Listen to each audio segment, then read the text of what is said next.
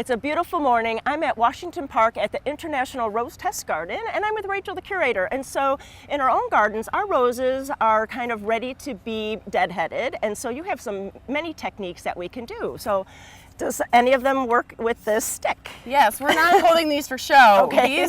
We're actually using this to deadhead. If you look right below these yellow roses, you'll see what's called a drift rose. These are apricot drifts. Great. And they're actually self-cleaning roses, which means they actually don't have to be deadheaded in order to rebloom. You'll notice there's a new spray of buds ready to replace this old one. But in the meantime, we have all these old petals that are kind of a little unsightly depending on your version of gardening, and we kind of want to get rid of them, but to crouch over and to cut them can be a little bit hard on your back. Yes. Sure. So we have a technique, and yes, it's something to do with these sticks. All right, go ahead. So Judy, will you join me? Okay, So sure. basically what we're going to do is we're going to come in and we are just going to knock off those petals with the stick. It doesn't hurt the plants. It does not hurt the plants, Oh, look but at it saves that. your back. It does. And you do need some force to it. And should we leave this confetti? Oh yeah, so this is nature's confetti, so you should certainly, if this is the look you like, you can keep them here, and as they start to turn brown, then you can just blow them right into the bed. So. Oh, that is great. And so traditionally we want to use pruners on some of them. Maybe we can go to another rose? Absolutely. So the more traditional version of deadheading.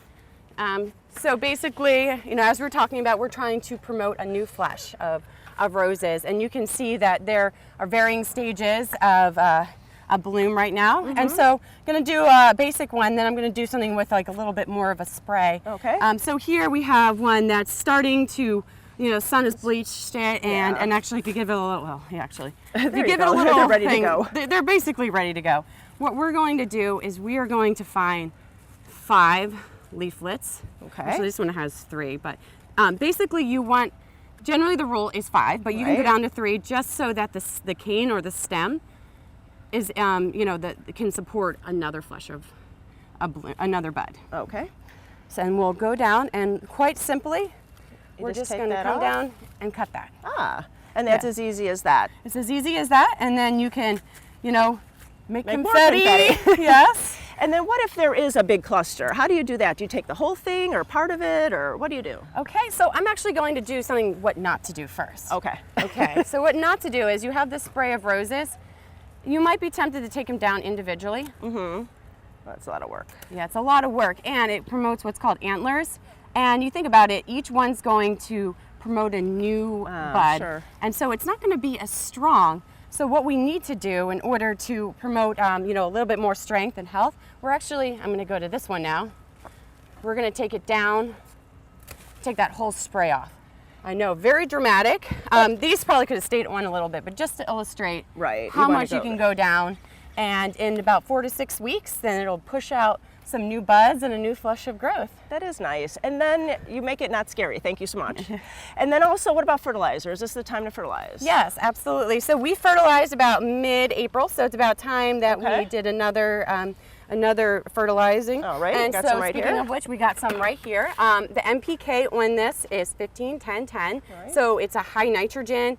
Roses really need a lot of nitrogen. That creates this nice green foliage. Okay, it is beautiful here. Yeah, thank you. And basically what we're going to do is, this is slow release, meaning that every time it's watered, a little bit of these pellets are going to go into the roses. All right. And basically what we're going to do is we're going to throw it in.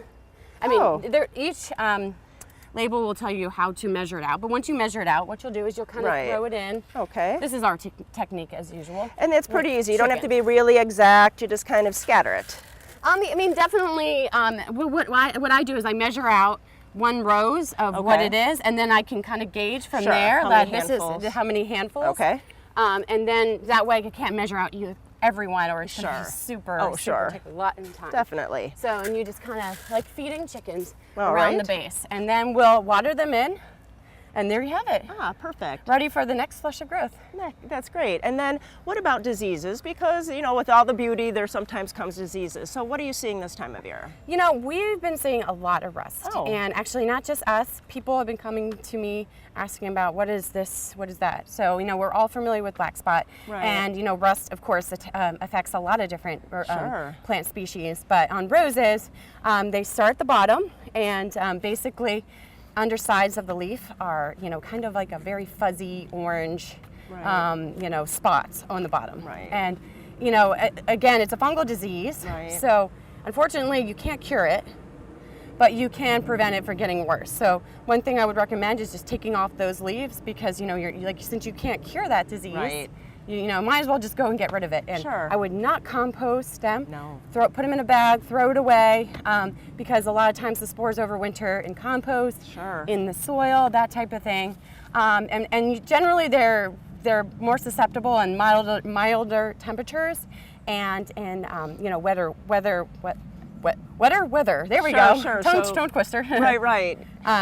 So that what I would recommend. Another thing is, honestly, if it's really bad, I would just go and replace that rose. In fact, there's one right now that, you know, we'll show shots of, that is just, you know, really pronounced disease. And so getting a nice, healthy, resistant cultivar is the first step you can do, is preventing it. Okay. So I would definitely recommend that. And it's an opportunity to make a new rose friend. Oh, So- that's true. That is true. And really, what better place to come up to Washington Park to see all the roses here? Bring your notebook, bring your camera, and see ones that perform that maybe you need in your garden, or you need to replace one that's been giving you trouble. Thanks so much for all these tips. We're all going to have beautiful roses. No, thank you. Thank you for having me. Enjoy.